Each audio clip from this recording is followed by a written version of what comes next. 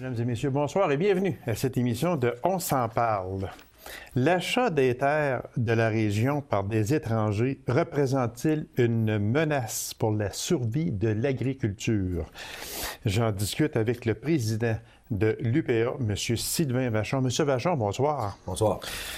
M. Vachon, on fait une intro, mais c'est une intro quand même qui est sérieuse, qui est très sérieuse. Parce que, est-ce qu'on peut dire que, selon vous, selon l'UPA, est-ce que c'est vraiment une menace pour la survie de l'agriculture? Parce qu'on sait que de plus en plus, il y a des terres qui se vendent à des étrangers.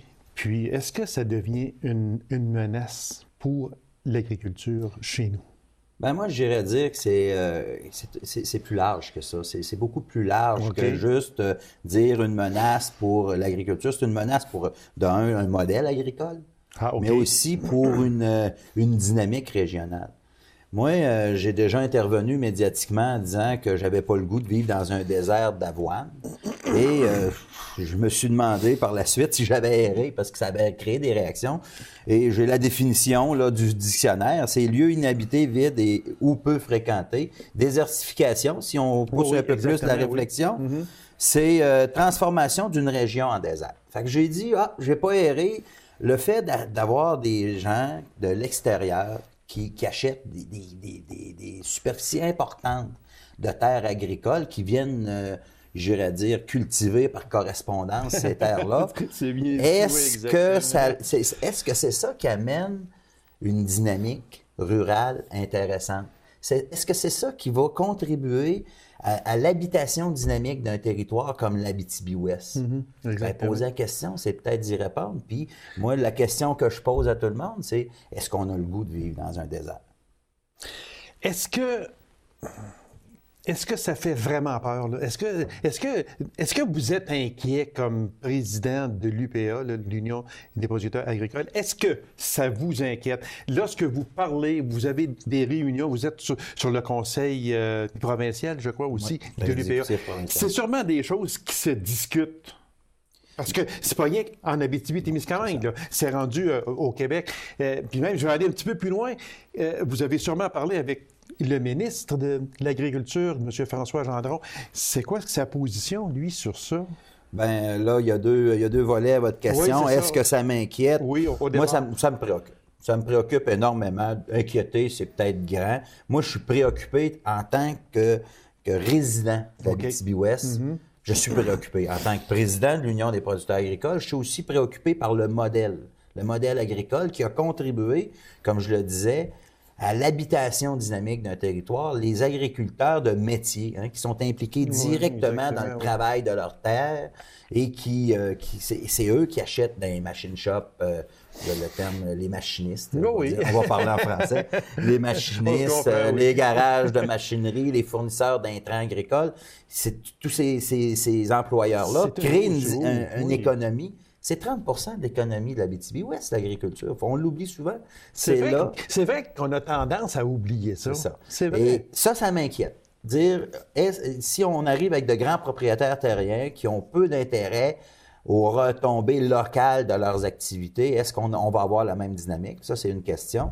La deuxième question, c'est est-ce que le ministre est préoccupé par ça? Ben moi, j'ai échangé à deux ou trois reprises là, sur ce sujet-là, entre autres. Et lui, c'est sûr qu'il veut, comme résident de l'Abitibi-Ouest, comme nous, il veut garder une habitation dynamique du territoire. De quelle manière ils vont s'y prendre? Tu sais, ils réfléchissent, ils mettent... il y a plusieurs propositions sur la table pour, j'irais dire, contrer ça. Et ils sont à évaluer actuellement dans le cadre de leur nouvelle politique là, qu'ils veulent présenter prochainement. Exactement. Ils réfléchissent à une manière d'agir. Est-ce qu'au point de vue du ministre, on peut imposer par une loi, dire, OK, vous achetez, je sais pas moi, 7-8 terres, il vous faut la cultiver ou bien non. Est-ce que le ministère peut imposer des choses aux personnes qui viennent acheter des terres chez nous? Il y a plusieurs manières d'intervenir. Une des choses, c'est qu'on dit, la possession des terres agricoles, le fait de les cultiver ou pas, c'est une question qui est de l'ordre du privé. Moi, je me porte en faux par rapport à ça. Oui, c'est une activité qui est privée, qui repose sur les épaules d'une entreprise, d'une entité comme soi, mais il y a aussi un aspect qui est collectif à tout ça. Okay. Il se doit d'encadrer, comme on encadre un paquet de secteurs d'activité dans notre société, on encadre les actions pour que ça contribue pas juste aux individus qui méritent d'avoir les retombées de leurs actions, mais aussi à l'ensemble de la collectivité. Nous, à l'UPA, on propose des choses. Il y a des choses qui peuvent être faites. Nous, notre proposition, c'est clairement de mettre en place une société qu'on appellerait la SADAC. Plus dans le détail, puis je vais y aller sommairement. Oui. La SADAC serait un organisme central qui superviserait les transactions. Il y aurait des pôles régionalisés pour s'assurer que la réalité de toutes les régions soit bien comprise par les gens qui prennent les décisions. L'action de la SADAC reposerait, là je suis très technique, là, mais ça reposerait sur des plans de développement de la zone agricole, les fameux PDZA. Okay. En région, on a déjà le Témiscamingue qui ont enclenché un processus de PDZA auquel on va contribuer comme organisation, mais c'est pas seulement l'UPA, c'est vraiment les acteurs du milieu qui vont se concerter derrière, j'irais dire, qui vont faire un plan de développement de la zone agricole. Il y a le secteur d'Abitibi, la MRC d'Abitibi qui avait la volonté de le faire. Puis chez nous ici. En Abitibi-Ouest, actuellement, là, on n'entend pas parler de ça pantoute. Puis moi, si je peux passer un message, regardez, là. La MRC d'Abitibi-Ouest, 69% de son territoire est zoné, 62%, excusez, de son territoire est zoné agricole. On est deuxième pôle en importance en agriculture en Abitibi-Témiscamingue. Moi, j'espère un moment donné que la MRC va ouvrir une porte et qu'il va dire on est ici. Va prendre son rôle au sérieux par rapport à l'aménagement du territoire et par la suite un PDZA. Je vais y aller, on traîne de la patte là-dedans. Il faudrait qu'on fasse de quoi? Moi, je pense que oui. C'est 30% de l'activité économique. Oui, c'est ça. Je l'ai dit. 30% de l'activité économique dans une MRC, c'est pas rien. Ben non, exactement. Puis quand on parle de 62% aussi, que vous venez envoyer comme chiffre, là, du territoire, c'est quand même immense. C'est presque le 3/4 ou pas loin. Fait qu'il faut quand même, faire attention. Monsieur Vachon, moi, si je vous demandais... c'est qui tente de s'accaparer de ces terres-là? Parce qu'on entend dire, on tente de s'accaparer de nos terres, mais c'est qui exactement? C'est des propriétaires qui ont des ressources financières, qui veulent, j'irais dire, faire de l'extension de leur production dans des régions comme la nôtre. C'est sûr que il y a diverses formes d'accaparement. La définition précise de l'accaparement, c'est l'acquisition de terres à des fins autres qu'agricoles par le secteur financier pour, j'irais dire, lisser leurs fonds, sécuriser leur placement. Dans notre région, actuellement, le phénomène qu'on voit, c'est plus de l'ordre de la concentration. Des gens de l'extérieur qui veulent venir cultiver des grandes superficies de terre dans notre milieu. Donc, à distance. Pour nous, c'est pas bon. Est-ce que c'est bon pour nous? Poser la question, c'est d'y répondre. Est-ce que c'est ce modèle d'occupation du territoire, d'habitation du territoire? Parce que non, ça ne peut pas être un modèle d'habitation. Par définition, ils ne sont pas là. C'est ça. Est-ce que c'est ça qui va contribuer à garder des écoles ouvertes dans nos municipalités? Et par la suite, pensons-y un peu, projetons-nous. S'il n'y a pas d'agriculteurs qui ont des enfants qui envoient aux écoles, est-ce que de nouvelles familles vont avoir le goût d'aller s'implanter dans des paroisses qui n'ont pas d'école? Aussi. Là, il y a un enchaînement. C'est ça. Exactement. Et il y a une dévitalisation des paroisses qui se crée par cette action-là.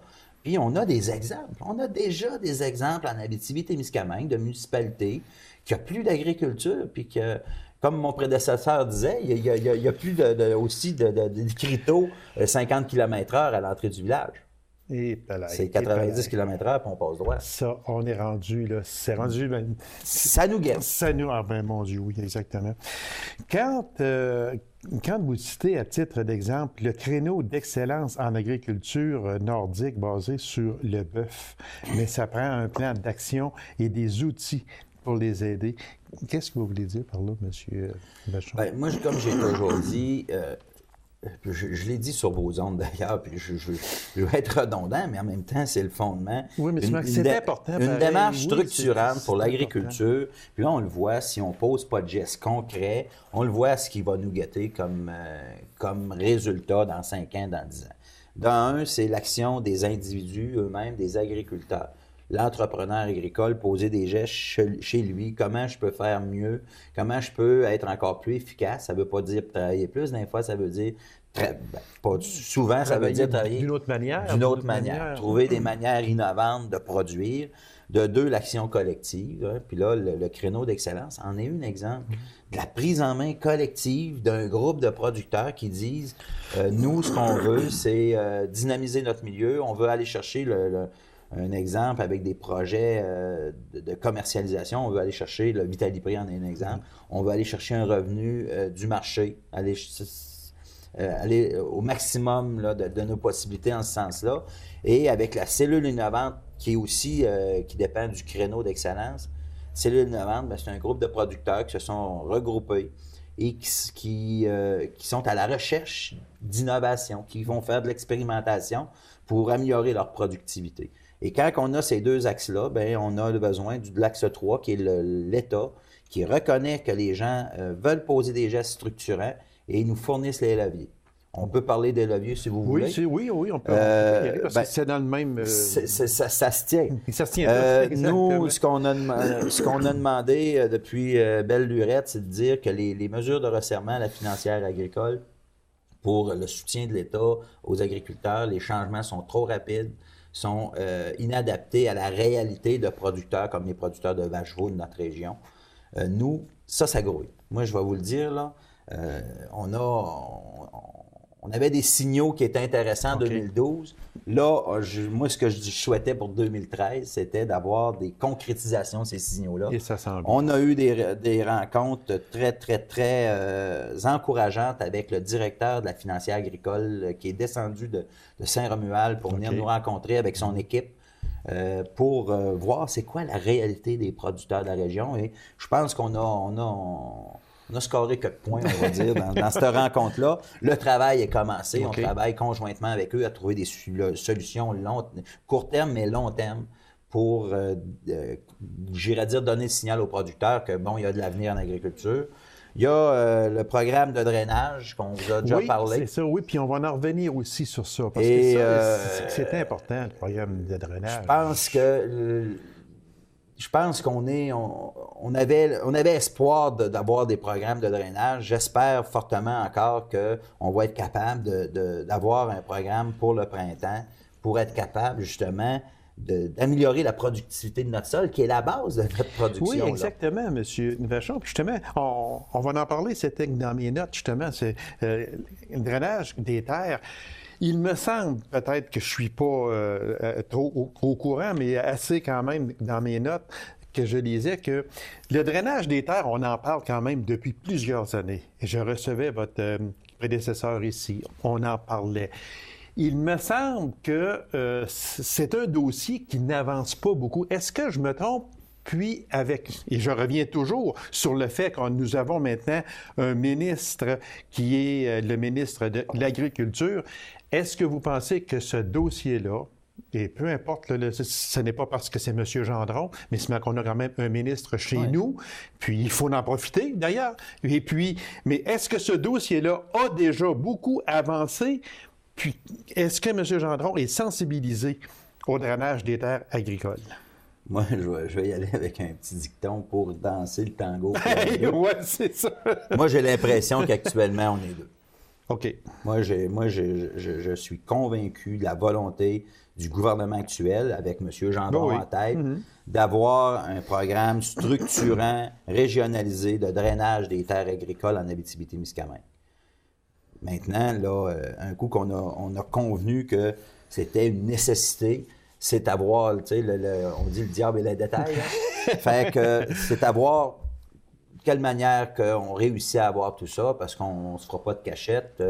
Les millions ne coulent pas à Québec. Non, exactement. Et c'est des programmes... À freiner qu'à couper aussi. Fait que moi, c'est pour ça que je dis, je suis confiant, j'espère fortement que rapidement, au printemps, ça va être un signal additionnel. Puis c'est un investissement. Le ministre nous dit tout le temps que c'est tout le monde nous dit que c'est des investissements, mais quand on voit les retombées concrètes d'une action de drainage dans une région comme la nôtre, d'un programme qui est accessible pour un plus grand nombre de producteurs possible, bien ça, les retombées sont oui pour les fermes, mais aussi pour la région et l'État. Ça fait que ça, moi, j'espère fortement qu'on va réussir là, au gouvernement à mettre de quoi en place. C'est donc rapidement. dire que, d'après vous, vous espérez qu'en 2013, il y ait un aboutissement du drainage des terres agricoles. Je l'ai dit au fait que l'année 2012 avait été l'année des signaux intéressants et que l'année 2013 se doit d'être une année de concrétisation de ces signaux-là. Et ça semble aller dans le bon sens, autant pour le drainage que pour la rapidité d'application. Monsieur Vachon, si on parlait de la future Société d'aménagement et de développement agricole du Québec, bon, ça s'en vient, c'est la fameuse SADAC. Expliquez-nous, c'est quoi exactement, puis quelle est la position du ministre Gendron dans cette future Société d'aménagement? La SADAC est une j'irais dire, ça découle d'une démarche de réflexion que nous, à l'Union des producteurs agricoles, on avait une préoccupation par rapport à l'accaparement des terres. On avait vu l'enjeu qui s'était passé pas au Témiscamingue, quel lapsus, au Lac-Saint-Jean. Et on avait demandé à l'IREC de faire un rapport. C'est quoi le portrait de la situation? Est-ce qu'il y a des pistes de solutions possibles? Et ce qui ressortait, c'est que mondialement, il y a il y a beaucoup d'actions qui se posent en ce sens-là. Au Québec, c'est encore marginal, mais c'est pas parce que le chemin est droit, comme je vais dire, le parallèle que je fais, c'est pas parce que la route est droite qu'il y a juste une pancarte qui nous dit qu'il y a un croche. Ça veut pas dire que si on continue, on ne prendra pas le clou. Hein?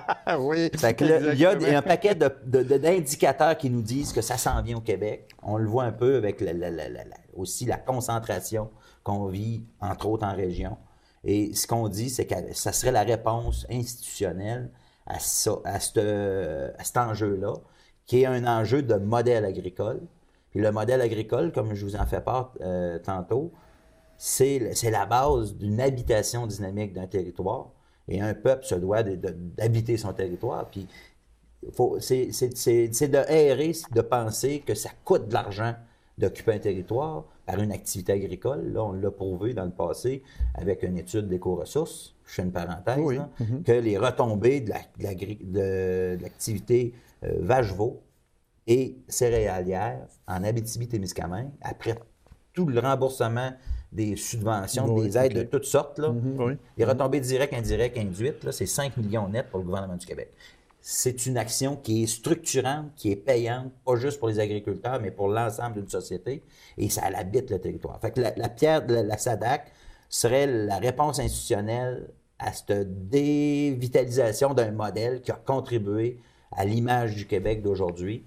Et sans rentrer dans les détails, il y aurait des mécanismes basés sur les plans de développement de la zone agricole qui structureraient les transactions foncières par rapport à ce plan-là. Mais ça ne serait pas à l'encontre, ça, il faut le dire, parce que ça peut faire peur à des gens qui sont prêts à prendre leur retraite.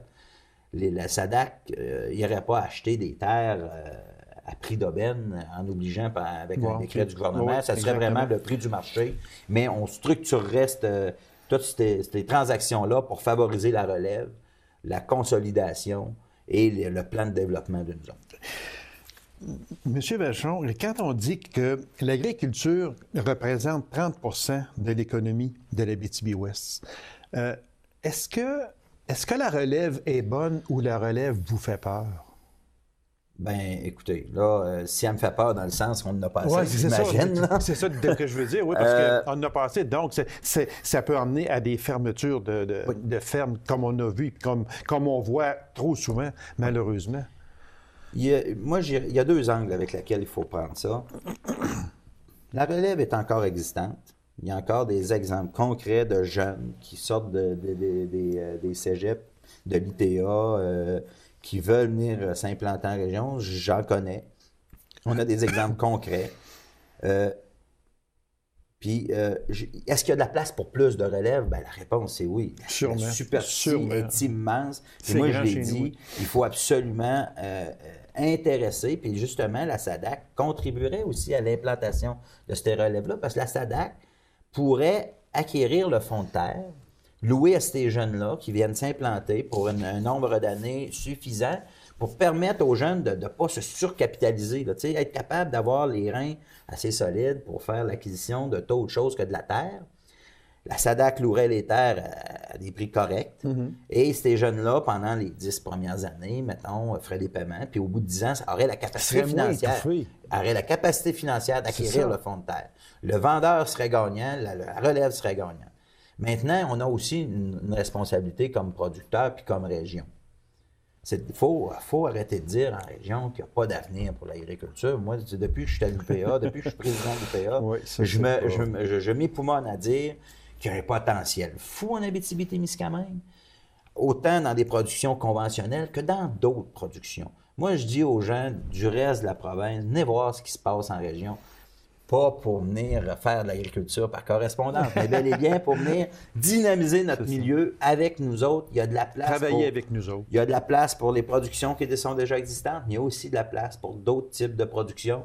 On a la meilleure au monde dans le coin d'Amos. C'est vrai. On pourrait, avec ça, qu'est-ce qu'on pourrait faire? On ne sait pas. Les limites sont immenses. Du lac Abitibi aussi, on a un climat extraordinaire. Tout à fait. Il y a des choses. Il y aurait un potentiel immense. L'Abitibi-Témiscamingue est la plus grande réserve de terres argileuses en Amérique du Nord.